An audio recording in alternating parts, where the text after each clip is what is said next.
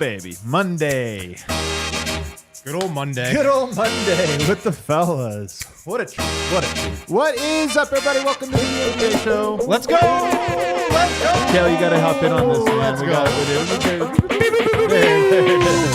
We got a great show for you guys. What an eventful weekend, man. Great in weekend. Colorado sports. Great weekend. Also, by the way, fall weather has arrived. Fall weather has Are arrived. we in late good summer? No, we're in fall. Remember, we're past bad summer and we're into just fall now. This is straight up fall. Football season is here. But more importantly, the FIBA World Cup wrapped up. And I have some takeaways. Also, there's somebody hopping into the spotlight. You'll never guess who has injected himself into the story here. We're going to get to all of that. We're also going to talk about the most hyped teams in Denver. Yeah. Help me out. I got Harrison Wind here. Had a great weekend, man. I watched 2 football games. One was better than the other. Then I popped into the Nuggets G League tryout yesterday. You tried Metro out? State. No, I did not try. I mean, everybody knows I'm retired. You're So retired. I did not suit up, but I was there taking it in. So great weekend. Can you imagine if Wind was like, I can't be on the show, you guys. I'm on the Nuggets. As a prospect. I'm a Nuggets prospect. Yeah. I mean, I wouldn't have made the team. I can say that just from the talent that was there. I would have been a little outclassed. A little bit. But I was better than some of the people that did try out. Really? Yes. There were some really bad players. Yeah. I can't wait till we get to that segment. It's going to be a banger. But we have to start with our top story today, which is the FIBA World Cup has wrapped up. We have our champion, Germany. Congrats to Franz Wagner and company.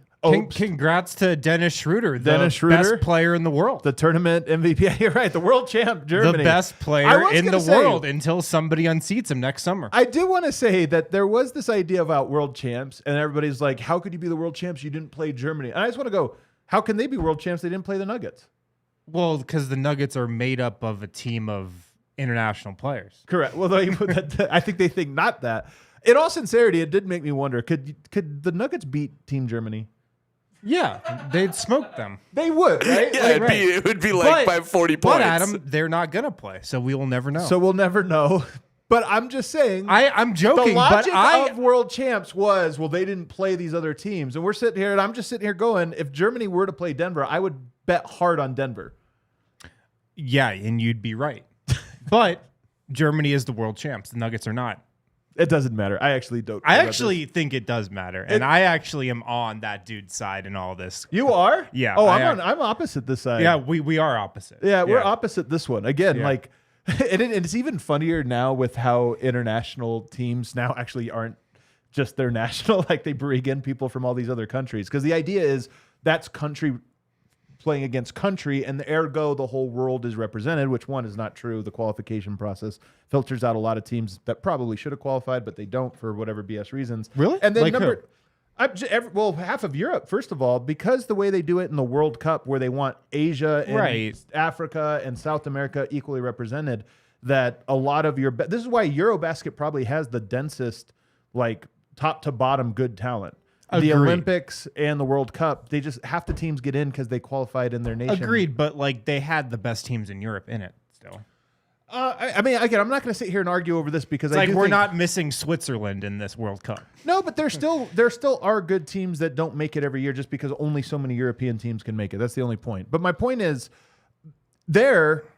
you could make the argument that it's no more or less representative. Just because the team names now are Germany, this or that, it doesn't mean that it's representative of the whole world in the same way where, yes, the NBA is an American league where all of them are in the Americas, Canada and the US, but yet they are representative of the whole world because that one actually is the best players from around the world competing in the same league. I mean, you're not wrong. This is my only point. It's semantics, like every dumb internet argument. It's just semantics. It's totally semantics. But again, Germany is world champions, and the Nuggets would beat Germany, but they will never play. Well, so how can Germany be then? Because it's a global competition with Again, teams from different countries around the world. Semantic argument, and we'll never get a consensus. Shout to Serbia and shout to Lithuania for not bringing in foreign-born players into their own programs. But Germany does get it. I thought they were a very impressive basketball team. I enjoyed the way they played. I thought they were great. You know, they did beat Serbia. Serbia had their chances, man. Yeah. Are you watching this game? I caught a little bit.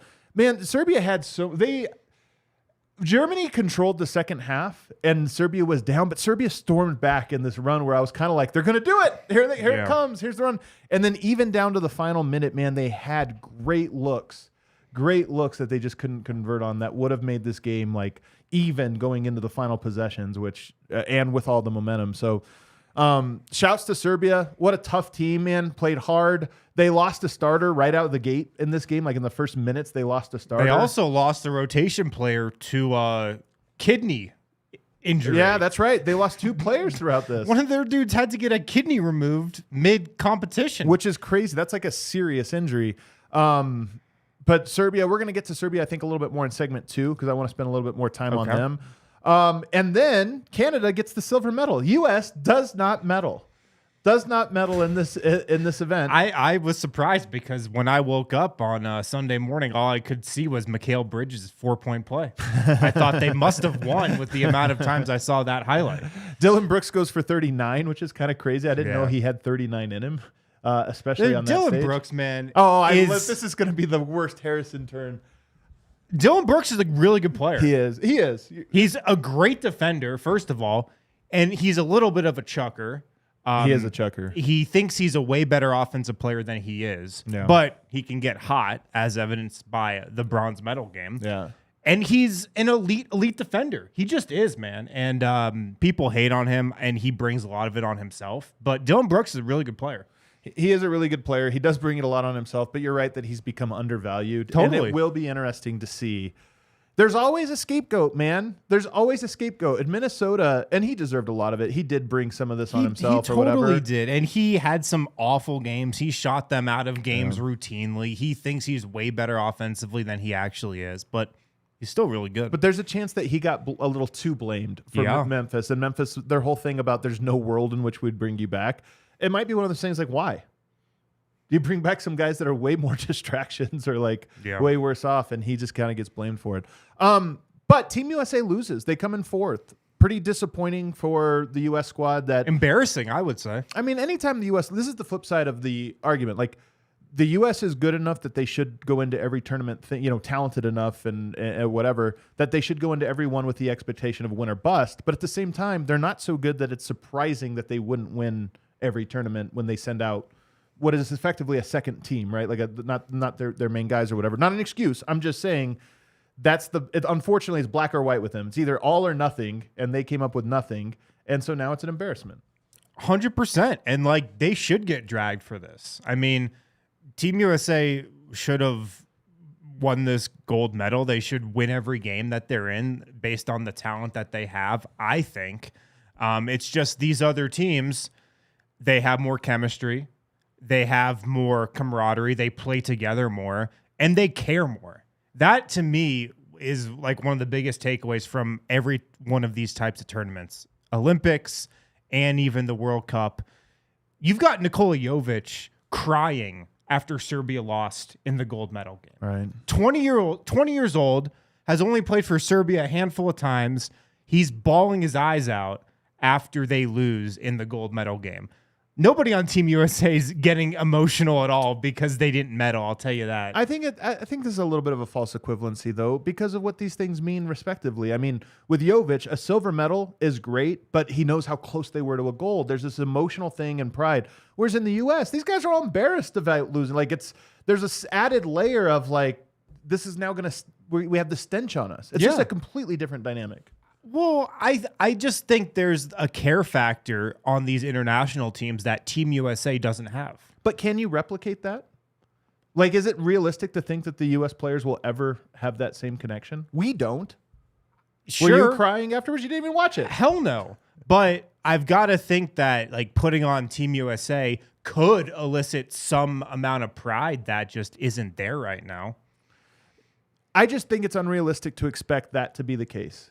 Maybe it is. But I just think we're never going to care. But I just think that's a differentiating factor in these competitions, like team to team.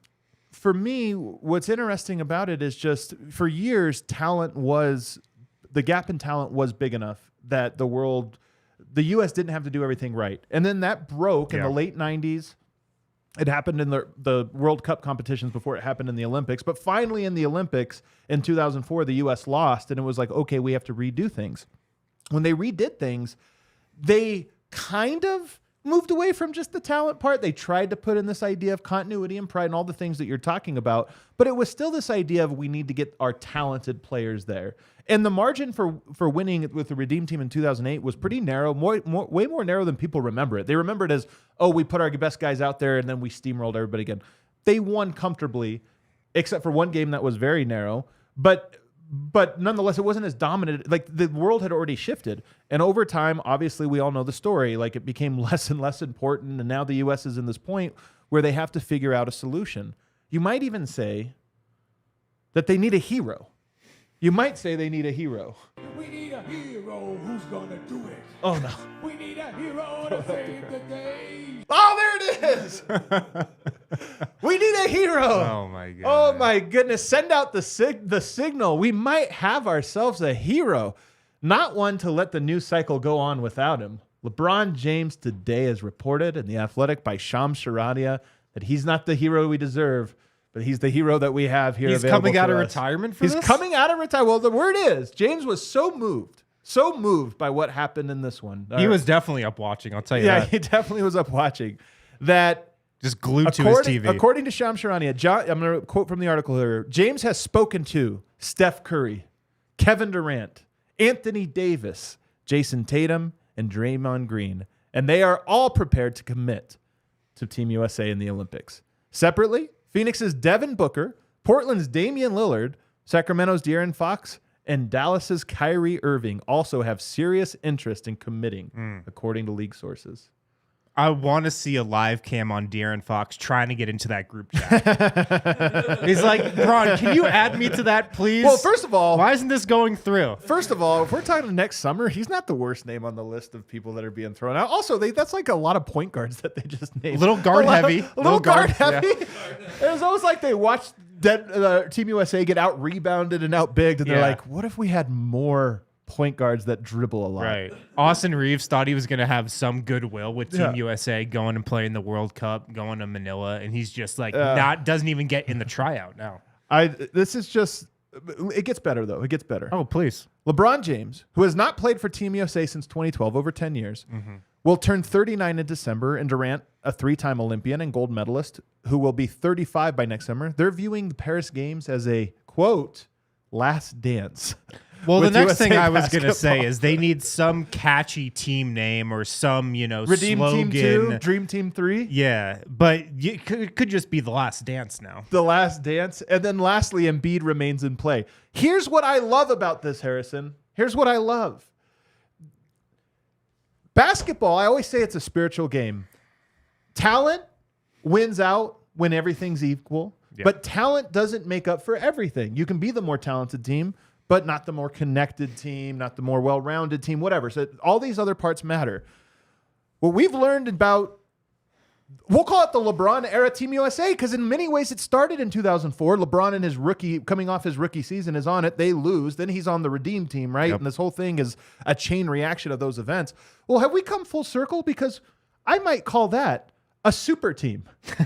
It's definitely a super team. Is that a team that's played together? Is there the continuity? Is that what the idea is? It's definitely a super team. There aren't enough basketballs to go around. I feel like it might be good enough. It might be good enough. It probably is good enough. Probably is. But I could already see a couple of Brandon Ingram situations percolating. Well, we'll get to that part in a second, because that's a big part I'm also hearing that this team is going to be coached by Drew Hanlon. Yeah, Drew Hanlon. Yeah, he's coming in. I'm hearing that he's maybe it's Ty Lue, the honestly, target for the coach. It's probably just going to be Ty Lue. But no, in all sincerity, though, this is the thing: is it might work, but it still disguises this fact of like it's just the U.S. doubling down again on, you know what? We want guys that are committed to a program and build continuity and a well-rounded roster, not just stars. And now LeBron's like, you know what? what if we just did a clutch team and like we just send all of our guys in this or that? And so to me, I'm very patriotic, and this isn't a thing that I'm like anti-American or any of this. I'm a pretty patriotic person, like proud of the U.S. or this or that. But this is one where I look at it and I go from a basketball standpoint, because I love the game of basketball. I look at it and I go, man, I don't want this to. I hate the super team idea. I hate the idea of we don't have to learn any of these spiritual parts of basketball, how to work together and fit in, and everybody sacrifices. But instead, let's just roll out. Let's just throw all that to the side and go do this. And then the fact that it's built on the biggest pillar of, none of this is coincidence. When that's put in quotation marks, last dance, they all feel like this is a last dance. You know what this is really about? Kobe Redeem Team 2008. This is about legacy. Kobe 2008. Let me go show the young guys, the old generation. I'm going to show them how to win. I'm going to be the old wise one that goes. You could think about even the Dream Team or this or that. This is LeBron being like, I know this script. I know, because I wrote the lead part for myself. Dude, Spring Hill Entertainment wrote this up years ago. There's going to be a camera crew. There's going to be dramatic music. Yeah. There's going to be all these things. And I just look at it and I go, man, all of this feels like it has no soul. And it's also like, I almost just, I'm reading all these things in the wake of the World Cup and I'm going like, ugh, I hate this. Especially Joel Embiid is not even from the U.S. Well, I mean, you got to recruit Joel Embiid. When you get to that point, there's so much disaster potential that's where like my rooting interest comes in, and I would love to see these dudes fail. Like that's my thought on this. There's so much embarrassment potential here, but you're right. It feels icky. It feels gross, and I think I said this on last week's show that Team USA and Canada, they play an NBA style, and everybody else, plays more of an international style. Right. And the NBA style is mitigated a little bit on the FIBA stage, on the Olympic stage, where you don't get the same type of ticky-tack calls. You can't bait refs into giving you fouls. The court's a little smaller. Big men are just a little bit more important. The NBA style, it's not as effective on the global stage as it is in the NBA. But when you have that much talent, I don't know if it's going to matter. Like that much talent is going to overcome the play style differences in the FIBA game and the NBA game. So they probably win gold, maybe easily, but I want to see it just in case they lose. All right. Well, let's take a break. We're at our first break period here. On the other side, though, Team Serbia coming in second, but they did qualify for the Olympics, as did Team Canada. We're going to get to that and what's next for Team Serbia, as well as a look ahead to the Olympics next year in segment 2. Guys, DraftKings Sportsbook, the NFL is back. Football's in full swing, college football as well. With another week of epic games coming up, who's got you covered on the action for every single one of them? It's DraftKings Sportsbook, of course, an official sports betting partner of the NFL. Right now, new customers can bet $5 on football and get $200 in bonus bets instantly. Bet $5, your bet doesn't even have to win. It can lose, but you get $200 of bonus bets instantly. All DraftKings customers also can take advantage of 2 new offers every game day this September. Get in on the NFL action on week 2 with DraftKings Sportsbook. Download the app now. Use code DNVR to sign up. New customers can bet just $5 and take home $200 in bonus bets instantly only on DraftKings Sportsbook with code DNVR. Gambling problem? 1-800-GAMBLER. Give them a call or visit www.1800gambler.net. In New York, call 877-8-HOPE-NY or text HOPE-NY to 467-369. In Connecticut, help is available for problems with gambling. Call 888-789-7777 or visit ccpg.org. Please play responsibly on behalf of Boot Hill Casino and Resort. 21 plus, age varies by jurisdiction, void in Ontario. See sportsbook.draftkings.com/football terms for eligibility and responsible gambling resources. Bonus bets expire 7 days after assurance. Eligibility and deposit restrictions also apply. Also, guys, check out Volo Sports. If you're looking to make friends, if you're looking to play sports in Denver, and you're our age, check out Volo Sports. It's the largest social sports company in the United States.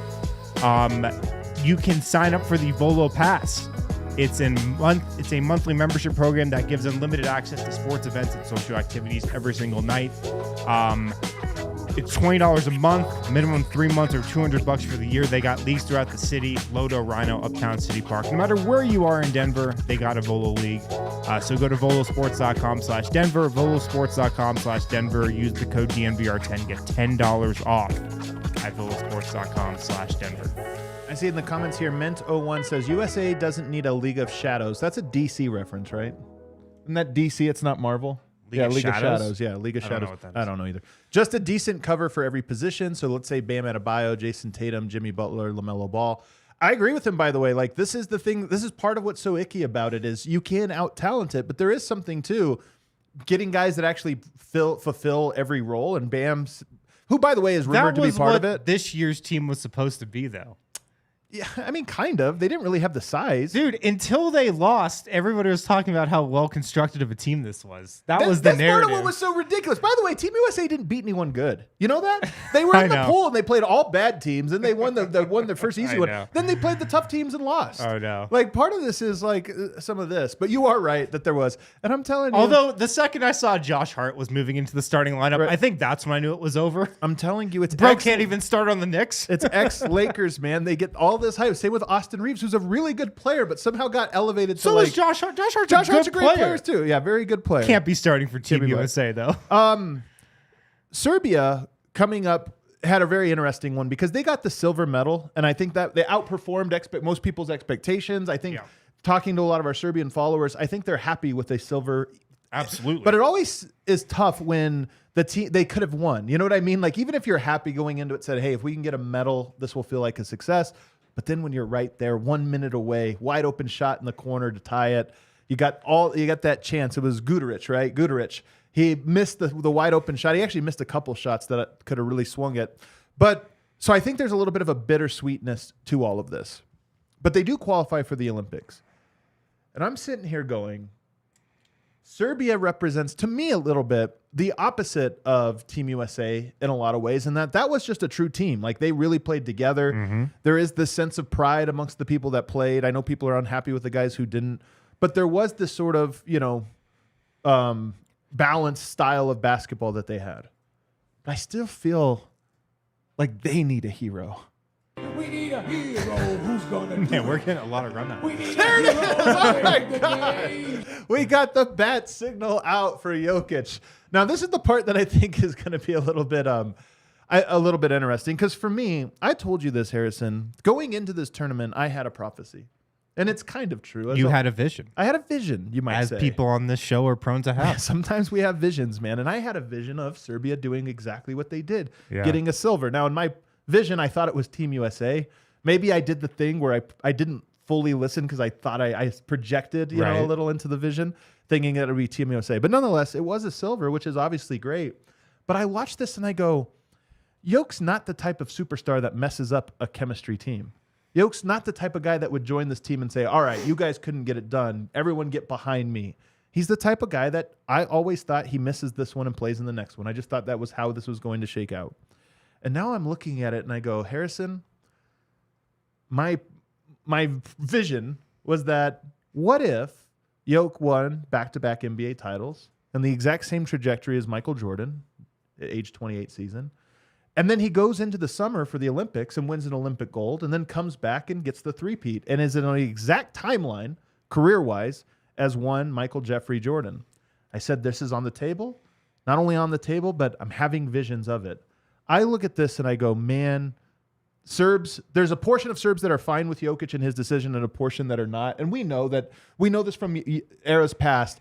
Most Serbs that get pissed at Jokic in the times when he misses an international competition, they come back when he goes back. Like everybody kind of goes like this. But if he came back and not only helped them get over the hump and win a gold, but does it at the expense of LeBron James's greatest super team ever assembled in his era, to me, is there a brighter timeline than that? No. Are we arriving at the brightest timeline possibility being teed up? It's the brightest ever timeline.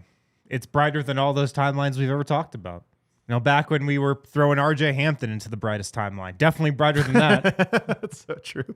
We did have an RJ Hampton brightest timeline for a while there. RJ Hampton at the 2. Bull, can you RJ believe Hampton it? at the 2. No, man, it would be an incredible timeline. It would be an incredible just series of events.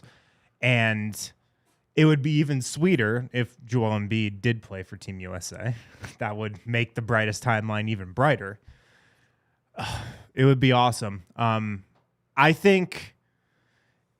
definitely think Serbia feels a type of way about Nikola Jokic right now. Right. Not playing this summer and this team being able to do this without him. That being said, I think they would embrace him coming back to the team next summer for the Olympics, for a chance to make a real run. And, maybe it triggers something where Jokic signs up, Micic is back. Or maybe not. I mean, maybe they're better without him. you said it, not jury's me. still out. Yeah. But, maybe this is like the golden generation, the brightest timeline for Serbia's roster as well, coming together and meeting this retirement home redeem team 3.0 in Paris. And it'll almost feel great again. Serbians Coached by Drew Hanlon. taking this pride in, and by the way, shouts to Ogie getting a medal. Ogie joined the coaching staff. I mean, my real brightest timeline is that Ogie eventually I just love Ogie, and it would be cool to see him rise to the ranks. I know that would be an incredible thing for him. Oh, man. And taking over that program at some point. But it would be kind of cool for Serbia to very quietly assemble their own super team, which is actually just their team, but everybody playing. Lucic, Kalinic, all the guys come back for it. Even a little part of me wouldn't mind a Teodosic like come back. He's kind of like is he not in the Micic category? He might be. I think I like him maybe a little bit more than Micic as in terms of this team. But no, whatever. It doesn't matter. I'm just saying. Do you think Nikola, like LeBron, he's already been recruiting players. Do you think Nikola's popping back into the Serbian group chat and being like, fellas, I'm coming. I'm coming. I doubt ain't hard to find. I will say that I'm coming. A lot of the guys on the team are very close friends to him. He's told us this, that's his favorite part, is being able to be around all those guys so intimately for 2 months basically. I'm just saying it would be really cool if that team did all coalesce. Like, here's where I disagree with Serbs. I can't tell Serbs how to feel. I can't even, they can all have their own feelings about these types of things. The only thing that I feel adamant about in terms that's not necessarily, in my opinion, perspective, it's really just, I think, how it is that the world is different now than it was in the 90s. It was in the 80s. These guys do have different schedules. Training's different. Their injury risks are different than they were in those eras or what have you. You can value those. That part is subjective. But the part that is like, hey, man, it's just different now and how these guys need rest or what have you. So if they were to kind of come together and it was a feel-good coming together, and by the way, winning a gold, and not just a gold, but in the Olympics, no less, which they haven't done since 1980 when the U.S. boycotted. Not that many teams have won an Olympic gold medal in basketball. A lot of FIBA World Cups, European Championship, different things, but not a lot of Olympic golds to go around. If they were to able to snag one of those, to me, it would just be such a cool story for them as a nation. But separate as a nation, just as my love of basketball, it's not that I hate Team USA because of, America or this or that. I hate it because of, it just feels to me like the wrong approach to basketball. But if that team was able to come together and go up, I just would love to see it. I'd love to see it. Too, and man. I would not, on paper, you would look at it and say they have no chance. And part of me would look at it and be like, perfect. I think they'd have a great shot, man. Like, we've already seen how Team USA, it's just different on a world stage. The style is different. The effectiveness of these guys is different. I think Serbia, with all its guys, would have a great shot against Team USA. Yeah. I mean, even with those Team USA guys, like Tatum, Booker, Anthony Davis, can they guard Serbia? I don't know. We'll see. I think it would be pretty incredible, man. And it would really, and also part of why I always love basketball and I love the soul of basketball. When in the documentary 100 Invisible Threads, one of the things I put out there was when Yugoslavia broke up going into the 92 Olympics. As a nation, it broke up, and as a basketball team, obviously it broke up as well. They didn't get to be a part of the Dream Team story. It was the Dream Team ran through and smacked everyone, and that's in the story. There was a team that was made up of, by the way, NBA players, Dino Raja, Danilovic, Djordjevic, Vlade Divac. Had the country stayed together, you could have even got Drazen, Petrovic. Like, this could have been a real team that was like, at that time, there wasn't a lot of European NBA players, but they had a bunch of them. it wasn't that they would have won, but I do think it would have changed the soul of basketball in a little bit. And that soul continues to today, where LeBron says, you know what, let's just throw some guys together. This is how we win in the NBA. It's how we win in the Olympics, how we win every level of basketball. Let's just throw them together. And I hate that. I don't think it's a truth. It happens to be true when your talent is as much greater as the U.S. is relative to everyone else, but it's not the whole truth. And I hate that this idea that it can wash over parts of basketball that to me are so sacred. And that's what really bothers me about it. And that's why I feel so strongly about these things. So anyway, brightest timeline, new brightest timeline just dropped. And I kind of get the graphic ready. And I kind of feel like it's the stages at least set that they're going to have a chance for that to happen. I don't know if that'll happen. I do think the brightest timeline also has Coach Pesic finally moving away from Dejan Davidovic. Yeah, man, that guy. Yeah. Coach Pesic can't quit this guy. He's like Michael Malone, Torrey Craig. Yeah. He's got to be done though. Yeah, he's got to filter out of the rotation. Serbian Cody Zeller for sure. All right, let's take a break. On the other side, we got some mailbag questions, and also we got to hear from Wind about his tryout with the gold. Oh yes, guys, Kind Love is our go-to dispensary here in Colorado. They're locally owned and operated. They've been in Colorado since 2010. That's when they were established. They're an official partner, DNVR. Like I said, they're local. They're our go-to. They should be your go-to as well. You can visit one of the Kind Love stores in Cherry Creek or North Denver. Mention DNVR. Receive the exclusive DNVR discount. 25% off all Kind Love flower, pre-rolls, and their turbo joint line. You can also visit their website, kindlove.com. Use the code DNVR for online ordering as well and see their extensive menu there. Of course, Kind Love has their new game-changing product in the industry, the Turbo Core, the 100 milligram stick that looks like a toothpick. Behaves very differently than a toothpick, though. We're going to have to start branding the Nuggets starting five as the Turbo Core. We'll start asking, who has joined the Nuggets as Turbo Core? Is Peyton Watson in part of the Turbo Core? Yeah. Also, I don't know if I'm allowed to say this or how much I am, but I think there's going to be a cool little announcement from DNVR and Kind Love coming pretty soon. Very, very soon. I've seen it. It's very beautiful. Soon. Visit one of their stores in Cherry Creek or North Denver. Mention DNVR. Get the DNVR discount, 25% off all Kind Love flour and pre-rolls. Breckenridge Brewery, the official beer of DNVR, and the beer of the month, it's the Broncos Country Pale Ale. Make sure you got some of these chilling in the fridge. Make sure you're drinking some Broncos Country during Broncos games this year. If you're local, stop into the DNVR bar. We got Broncos Country, of course, here. $6. It's the beer of the month all September long. You can get it here at the DNVR bar, Breck Brew, the official beer of DNVR. And we are back. By the way, shouts, Serbia wasn't all bad for the weekend. They did get Jokic getting his 24th major. I watched a lot of tennis. You were joking about me being a tennis guy? I watched a lot of the U.S. Open. I thought I was into it. Was Coco awesome. was incredible. I watched so much U.S. Open this year. Yeah, Alcaraz is like fun, and he had a horrible meltdown. Like that was kind of crazy. Cool. I've never seen him get his butt kicked like that. It was wild. He looked like, you know what he looked like? A 20-year-old. I mean, he looked like a kid because like you see it where he just kind of broke his focus or whatever. Yeah. But then of course the GOAT, Djokovic getting his 24th, rocking the Kobe shirt afterwards. Whatever. Because number 24. So that's almost like is that LeBron territory? It's kind of yuck to me. Yeah. Is that LeBron level of cringe? It was so planned, but it was still kind of a cool. I dug. Man, tennis is kind of fun to watch. Love tennis. You went to try out with the gold. I did. Well, owner of the gold, Steve Jabbar, hit me up and he was like, "Man, this tryout needs a little wind in its hair." So of course I couldn't turn him down. He actually said that. he didn't say exactly that. That would have been great.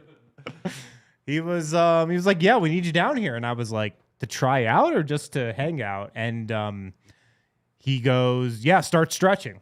So he wanted me to try out. They might have wanted me on the team. I don't know, but everybody knows I'm retired, so I did not actually try out. But I was there, and it was cool, man. They have one tryout here in Denver. They have one in Grand Rapids coming up as well. That one apparently is usually a little more talent heavy than the one in Denver, just because they're pulling from Chicago, the Chicago area as well. But, shots fired at Colorado Hoops. I mean, we know what Colorado Hoops is. But no, it was cool. I'd say there was like 3 groups of players there. There were the average Joes who were just there, to get a jersey, to get the official letter from the Nuggets saying you did not make the team. That was about, I'd say, 60, 70% of the people there. And then there were... How long do they get? Like, how long of it before they get that cut? So what happens is the tryout was, I think, 3 hours long. Jeez. And that alone would have filtered out some of the people. Like me, I'd have been like an hour and a half in. Like, are we... The first hour... we still going? The first hour or so, you're mixed up with everybody. You're doing drills. You're doing, different types of stuff. And then I think for the last hour or so, they announced like the 10 guys that are in the final group, or it was more like 15 guys, but then they play a 5-on-5 game with just those dudes. Yeah. And everybody else just kind of leaves. But then the second group is, I call them like local legends, guys that went to high school here, went to college here. Really good players.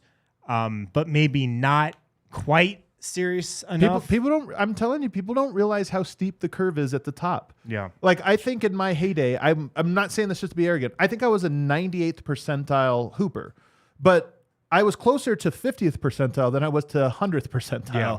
Just because the gap as you go up there just becomes so insanely, separating. And then you had the top group, which I'd say there were probably 6 or 7 of these guys. They could be lower end G League players. Right. And that's who they were looking for in this Right. workout. The last couple guys on the G League bench. Right. And I think there were a couple of those guys. Right. Yeah. Like there were any names like local legends category or even Dom another Collier, Okay. who was a star at Denver East, played at CU, was never great at CU, but he was there. First of all, when I told you Dev and I lost narrowly in our 3-on-3 tournament, he was on the squad we lost to. Yeah. So I think he was lost by one shot though. We were this close to beating him. He was not in the like 1 or 2 best players there, but he was probably tier 2. Yeah. But he was good. Yeah. He's like 6'2". He's like a little small. Yeah, probably true for point NBA guard. level. Plays the right way for the most part. But no, those are like the 3 groups of players. I did walk in the gym. The tryout got off to a rough start. I did walk in the gym. Somebody immediately blew up his knee.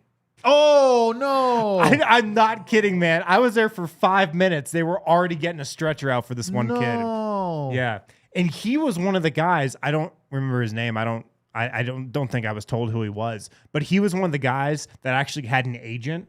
Some of the guys that came, like the top tier players that came to this thing, have agents and like they're on the radar already. He was one of those guys. Guy gets wheeled off in a stretcher not even 5 minutes into this thing. Felt bad for him. That is rough, man. Yeah. But I mean, by the end, there were a couple guys that, it was pretty obvious were a cut above the rest. A couple athletes too, man. Like a couple guys that could jump out of the gym. And Nuggets front office was there. I was going to say Nuggets personnel had to be there. Bunch of people from the Nuggets front office, obviously from the G League too, where these guys are going to be playing. Ben Tenzer, gold basketball operations. Ben Tenzer was there. Tommy Bracelets was there, Yeah. assistant GM of the Nuggets. Some Nuggets assistants Okay. that I saw there as well. So it was cool. Andre was professor there. I did not see Andre Miller there. Really, he's not looking at his upcoming players. What's going on here? I did not see him. But right. Travis Armena, Yeah. Nuggets assistant, who's the associate head coach Yeah. for the Gold this year, is getting the bump up. We've been at Was this there. long enough that we've seen guys like him go from video coordinator Yeah. to like low level assistant to now assistant at the G League team. It's like kind of, first of all, it takes forever, the ranks for guys to climb, but it's kind of Yeah. cool. JB, there's been a handful of guys, even Tommy Balchetis, who was like, analytics at the start. Now he's he's general manager. So Right. So yeah, it was cool. It was cool to watch it unfold. Yeah. Also over the weekend, obviously CU plays against Nebraska, beats them pretty handedly, and then the Broncos lie. I mean, we won't talk about the Broncos too much, but the reason I brought it up was, for the first time in my life, the place to be this weekend, if you were a celebrity, was not the Broncos home opener and season opener. It was Boulder. Yeah. Who was there? The Wu-Tang Clan. A bunch of Nuggets players, Yeah. A bunch of NBA players that aren't. Jalen Green was there for some reason. Jalen Green was there? Jalen Green was at Was he trying to Boulder. confront Eric? I mean, Shannon Sharp and Stephen A. Smith. I mean, who else am I missing? It was a who's who. It was a who's who of a row. I mean, I saw like just walking around, like there was crazy people. Like, I mean, obviously Derek White was there, Right. and like it was insane. And you guys Andre Robertson, shout out. And you guys can look at our numbers across the DNVR network, and you guys will notice something. We used to be top dogs here at DNVR. the Nuggets beat, that is. Our show is being top. The Buffs have like 100x'd us, in terms of discovery. And the reason I say this is Coach Prime has really taught me about the levels of fame, right? Because the Nuggets win the title. We saw like, oh, this is what it's like. Our bar is popping. Everything's going awesome, this or that. And then when Coach Prime gets here and just wins 2 games and is way up here, you kind of realize how different that level of fame and popularity and intrigue is. It's completely different. CU football is the biggest story in sports, and I don't think it's close. It's true. It's by far and away the biggest story in sports, and it might remain the biggest story in sports until the end of the college football season, depending on how good they are. Until they lose, for sure. I am curious if they lose or win, and if they lose, like what happens overall. Yeah. But, we don't want to do this all about the Buffs, but they do have, some big games coming up before too long. But Buckets, as we get into our mailbag here, Buckets since 86? 88? Buckets? I think 88. I think it's 80. He's a If I couple say years 88, older yeah. than me. All right, Bucket since 88. He says, please rank current Colorado teams on the hype meter. First of all, the CU is number 1, and they're kind of in their own tier. They might be 3 tiers separated from the number 2 team right now. The Nuggets are the reigning NBA champions. Yeah. With the best player in the world. Yeah. And And they about are- to go to training camp in San Diego. about to go to training camp in San Diego. First of all, couldn't be more different in their approach. The way the Nuggets run their media relations and marketing and all those things versus CU. What was it? 800 and something media people at the CU game. They handed out 800 media credentials last year for the home opener. They handed out 436 or something They around handed there. out 400. That's kind of Last year, surprising. yeah. I mean, there's just a That's lot only with double, like which TV crowds and stuff. Yeah. You have to TV That's crews. still way more than I expected. 400. I did not think it was like that. But nonetheless, 800. We see the videos with RG. He's on the field. He's in the locker room. He's running out He's the pretty tunnel. much in the huddle. He's riding Ralphie out on the stage. Like he has unbelievable. I mean, Coach Prime's thing is access, not to everyone, but I'm saying if you earn sort of the trust.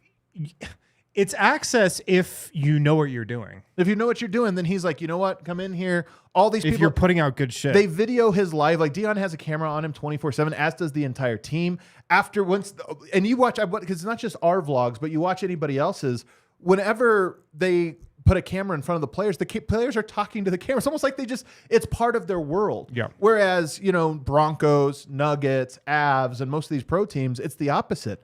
With Broncos in particular, they can't even take pictures. You can't even talk about a practice. And I sit here and I go, Coach Prime, whatever you think of him as a coach or whatever you think of him overall, he mops the floor with everyone else in terms of how do you market in the 21st century. Yeah. Everybody else is living in the 20th century. They still remember the old days when it's like, all right, we got guys flying on the plane and we got to, close it. They're living in that century. He's living in this new one. And as you put it, they are the number 1 story in all of sports. Not just college football, which itself would be the craziest thing, but all of sports. Yeah. To push back on that slightly, he obviously knows what he's doing. He's the greatest marketer in sports. What he's doing, though, is more important in college than it is in the pros. In what because way? the big reason he operates the way he does, I think the biggest reason he operates the way he does, is for recruiting.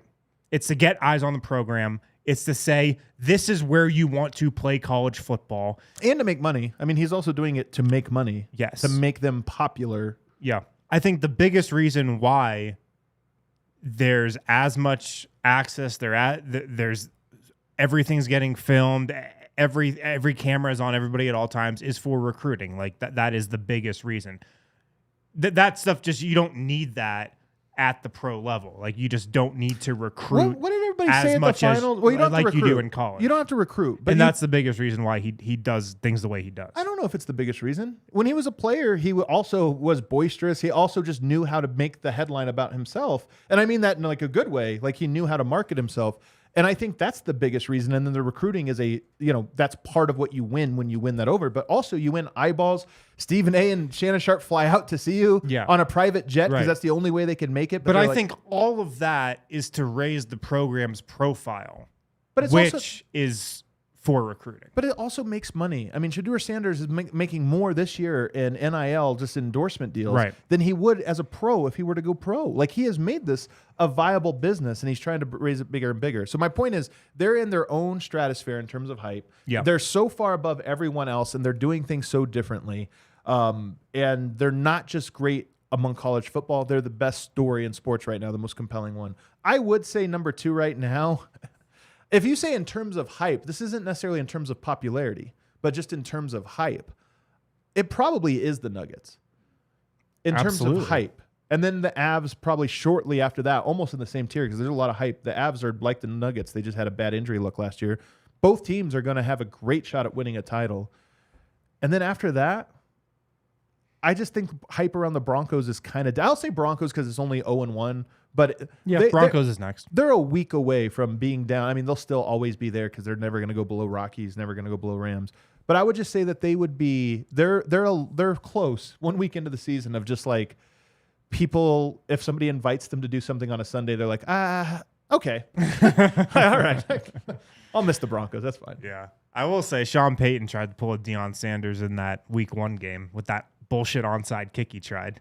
Right out the package, man. Broncos. I was like, oh, all right. Kick. Sean Payton's making this all about him. Okay, I respect it, but dumbass decision. And the other thing I'll say is, the only reason I push back on you though about the difference of a team needing it. What did everybody say about the Nuggets in the playoffs? Okay, why is nobody talking about this team? Why is nobody all this stuff? And I look at that and I go, Deion's not worried that nobody's talking about him. Everybody's talking about him. He knows how to make people talk about him. The whole world's talking about him. Yeah. But he also approaches it just so completely different than these pro teams that, again, in my opinion, are living in a previous century. And they're doing it for safety reasons. Low risk, low reward, but also low risk, which is more important to them. Whereas Deion, it's super high risk to have the cameras on him the way that he has them. Like, it could... what does he really have to lose, though? I mean, he's comfortable enough in it. What does CU football really have to lose? Well, that's kind of the difference. Yeah, there's a little bit of a difference there. There's no way. Can the Nuggets ever catch where the Buffs are now? Could the Nuggets ever get there? No. I don't think so either. No. We've been talking about this in the office a lot. What is a sports story that could happen that would unseat Coach Prime and Colorado football? And I can't come up with one. It's LeBron. I actually cannot come up with one. It's LeBron. If LeBron bought a team and then drafted his son or some of that nature, I don't think that surpasses it. I think it might. Or it might equal it or be reminiscent of it. I don't think so, man. I don't think there's something out there right now that could happen that elevates above what's happening in Boulder. What if LeBron retired and then coached USC and brought E. James and and then started a recruit? Because I think LeBron could probably rope in a few 5-stars immediately. If he retired and coached his son at USC, there's a chance.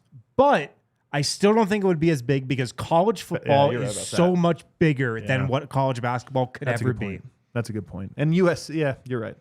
Nonetheless, I do think it would be in the same stratosphere, just a different, a lower level or what have you. But to me, I'm the same way. The Nuggets, my brightest timeline, if the Nuggets win next year and Jokic, if the Nuggets win next year, the hype's still nowhere near that. But if the Nuggets win next year, especially if they win as convincing as they did this year, if they just kind of have a repeat where it's like, hey guys, they weren't really challenged. You saw it. It was easy for them. And then Serbia goes in and beats this new LeBron dream team or something like that. Then I think the hype would actually enter that stratosphere only because not just winning 2 titles, that we've seen teams do that, but if you beat a quote unquote American dream team in an Olympics, that's when all of a sudden people would start going, hold on a second. Hold on. Is our calculations wrong about Jokic? Which the answer is yes.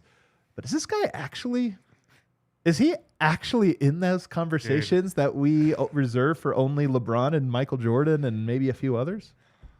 I can't wait for Team USA to put him in a million pick and rolls.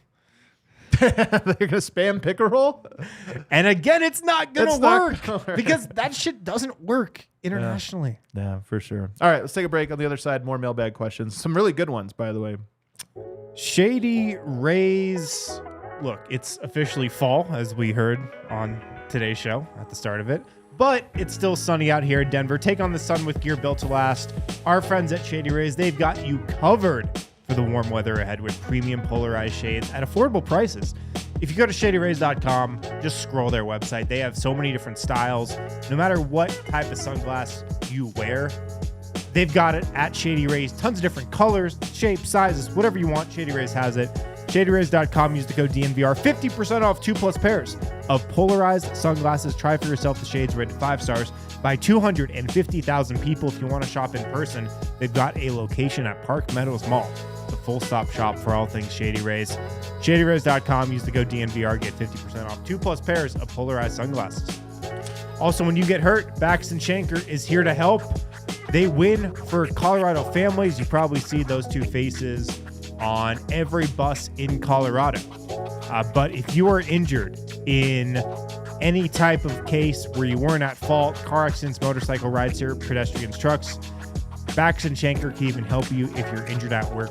Give them a call, 222-2222, to find out if you have a case for free. That is their phone number.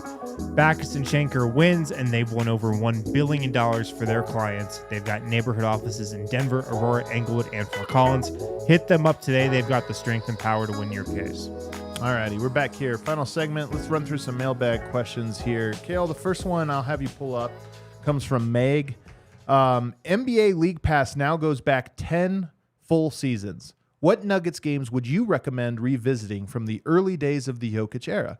Say, for someone who didn't follow closely until 2018 or 19. Thanks. I love this question because some of those early days, I've always said that second season of Jokic's after his rookie season was probably my second favorite behind this one. Like this, maybe the bubble playoffs, obviously, but regular seasons, that one was just so fun because it felt like unwrapping a present every single day. So I made a list here. First of all, the real OGs will remember this one. Nuggets Spurs in his rookie season. This came on November 18th, 2015. Do you remember this game? It's the Tim Duncan game. Yeah. But I just watched the highlights of this before we started recording today. If you can get past watching J.J. Hickson and Randy Foy, you'll enjoy the highlights of this game. And Nikola Jokic, some nice defensive plays in this game. Couple blocks, couple steals. And on offense, he's honestly doing the same stuff he does now. He was 8 of 13 from the field. He had 23 points and 12 rebounds. This was his 12th NBA game. So to set the stage, he's second-round pick the year before, wasn't talked about. He comes into camp, he wasn't really talked about. Even Michael Malone, like he wasn't a storyline to the media coming out of that. It wasn't like, man, you know who's surprising us in camp? Nikola Jokic. It wasn't that. Which is funny because he actually was. Because he doing was, that. but it was like at that time. It was like, all right, this is kind of a fluke. Expectations were just so low for everything. You know, it was Moutier and then whatever else. But 12 games in, he drops a 23-point double-double against Tim Duncan and the Spurs. It was the first time when it was like, man, this guy... to me, that was when Jokic just first arrived on the map in terms of like, hey, this guy's actually legitimately good, not just speculation or whatever. The next one I have for you, Blazers Nuggets, December 15th. You got to go back and watch the original, the actual Jokmas Day. Funny enough, he actually didn't have like an amazing game in that one. But you might as well watch it because the vibe. It was like he only played 20-something minutes too. But you'll listen to the broadcast and just know, because if you recall, a few games before that, maybe 3 games before that, is when he, coming off the bench, just started crushing. Right. And he was playing awesome. And then that game was like, it was past due where we were all like, finally, okay. They were coming off a disastrous road trip. The obvious move has been made. Jokic is the starter, Nurk to the bench. And that was the vibe of even that game was like, oh my God, here it is. Like, this is everything we thought. So that one's worth it. But honestly, if you went back and just looked at Jokic's box scores in December, from we'll say December 9th all the way through like the end of January, there's so many bangers in there. Nuggets Mavericks on December 19th, the first Sombor double. Almost had. I love that we have the first Sombor double on but here. It's because we were waiting for a triple double, and you were like, oh man, this is when you're like, it's gonna happen. And he had like 3 or 4 8-assist games where you're like, dang it, he's so close, just get over the hump. Nuggets Wolves December 28th. It's 2016. I always remember this one just because it was Jokic Towns. Jokic has the behind the back one-handed throw to Wilson Chandler and dunks it. He just had, I think that was the first game that had like 7 highlight Jokic passes. Well, that's a thing on these early Jokic highlights. He tried some crazy shit. Like he doesn't try anymore. Yeah. He was a way like more risky passer back then than he is now. The vibe of that era was just great. It was like teams weren't guarding him that well at that time because they didn't know. So he was able to get a lot of highlights. Same season, January 12th against the Pacers, the London game. You remember they go to London? Sure. Shaq's call. He's got the over-the-head pass. It was actually this guy. I like this guy. I like this guy, man. That's a true big man. But he had a lot of highlights and dominated that one. You have Nuggets Bucks on February 3rd, first triple-double. So that's a good one to watch. Nuggets Knicks, February 10th, 2017. You remember this one. The 40 burger. The 40 in piece. the Garden. Jokic was a great passer who could score 20-ish points. That might be the one I would go back and watch. That was when it was like, wait, this guy can score 40? Yeah. It takes a different caliber of player to score 40. Yeah. That was maybe the first instance of teams making Jokic a scorer. I think he just was going at Kristaps Porzingis. He was like, hey. He was not. He was barely on the scouting report then. So. You got Nuggets Warriors, the Wancho game. It's also Jokic's second triple-double, which comes February 13th, 2017. Honestly, the best ball is poppin' game. One of the best ball is poppin' games of all time, but certainly of the first 2 years. Agreed. An all-timer. You would just giggle your way through that game. That was Kevin Durant's Warriors, by the way. That was a super Warriors team. Nuggets Celtics, December 13th. Gary and Murray go off. Do you remember this game? They actually lose it, but Gary Harris had 36 points. Murray, I think, had 29, the Celtics. And it was a game where Gary Harris just cooked Jaylen Brown. Like, he had these crazy, like, behind the back Euro step, flip it up. Like, he had some crazy buckets in that game. The Nuggets lost this game? They did lose it, I don't remember it. I do remember the Celtics game where Kyrie threw the ball in That one's coming up. Nuggets Suns, December 29th, 2017. Murray's 46-piece. This was his first big scoring output. And that one, I think, is actually even better. The Celtics one came in bunches at the end of the game. That one, like, the first 2 minutes of the game, he hits, like, 4 threes. He just came out on fire and stayed on fire. That started the tradition of Jamal Murray cooking the Suns. It really did. It might have been one of the first Murray, like, true Murray flurries, too, because he just was on fire. Nuggets Celtics, November 5th, 2018. That's the Murray 48-piece. Kyrie boots the ball into the stands. Nuggets Kings on December 29th, 2019. Michael Porter Jr., 10 of 12 shooting. Whew. Do you remember one of his first big scoring games where he just didn't miss and they were kind of tough shots? Yeah. And then, of course, Nuggets Pacers, January 2nd, 2020. MPJ, 11 of 12 shooting. Just 2 games that came very close order. Those came in the same week. And he goes 10 of 12 and 11 of 12. Setting the stage for what was to come. Some instant classics. I think those are cool that those are on. By the way, later this week, we're going to be doing a rewatch of one of these playoff games. I'm not sure which one yet. I'll probably try to decide that today. Matthew asks, what are your thoughts on the NBA trying to implement the new rest rules and classification on who a star is and who isn't? Have you seen this, by the way? I did see it this morning. So the NBA is sick of teams resting both starters. So now they're making a rule, or stars. Now they're making a rule where if you're a star player, the teams can't rest you at the same time they're resting another guy. Right. How are they going to implement this? Well, they've classified who's a star and who isn't a star. How? You have to have been an all-star or made the all-NBA team in the last 3 years. So Nuggets have 1 star. Jamal Murray's not a star. So weird, man. It's so weird. This isn't going to be effective, is it? I think it's effective. I think it's a good way to try to curb the rest. But how do you? I'm just saying teams just have to get more clever about how they have injuries. Right. I mean, people will just say they're injured, so maybe it won't work. This is what's going to suck. Is we're going to end up having a Jokic missing 3 games in a row with a hamstring injury with no information from the team, and we're going to be like, man, this is concerning. When actually it's not at all. I know. It's just that they're like, yeah, man, I don't know. We have to pretend he's hurt a hamstring. Yeah. I just don't know. Who knows? I don't know if anything that they come up with is going to actually cure the problem.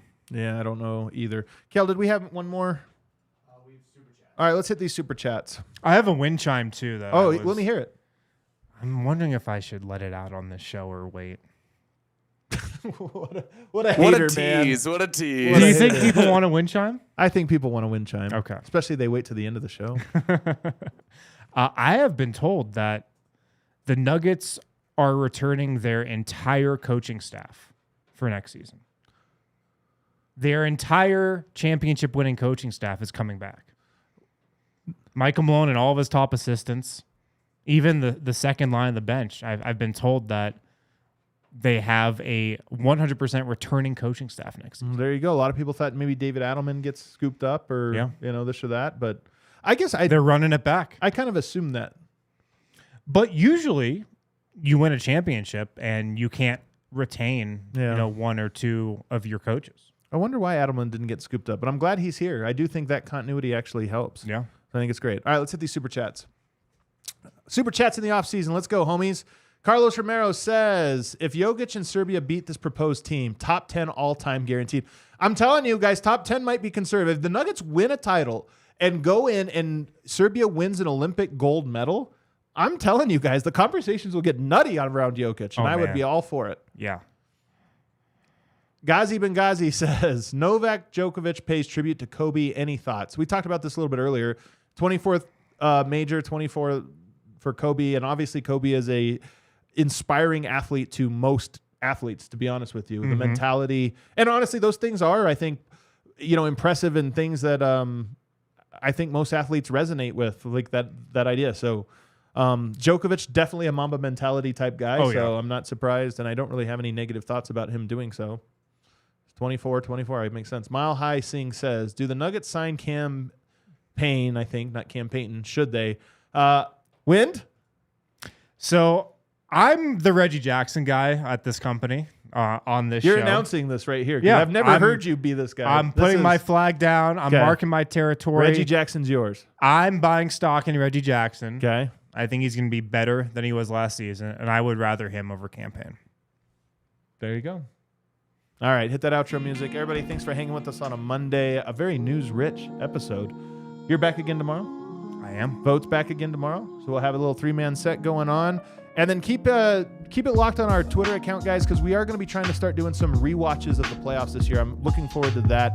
We just got to pick the first game. Maybe it's Wolves game 1. I don't know. We'll have to look and see what of that first round was the best game to redo a rewatch on. Hit the like button. We'll see you later.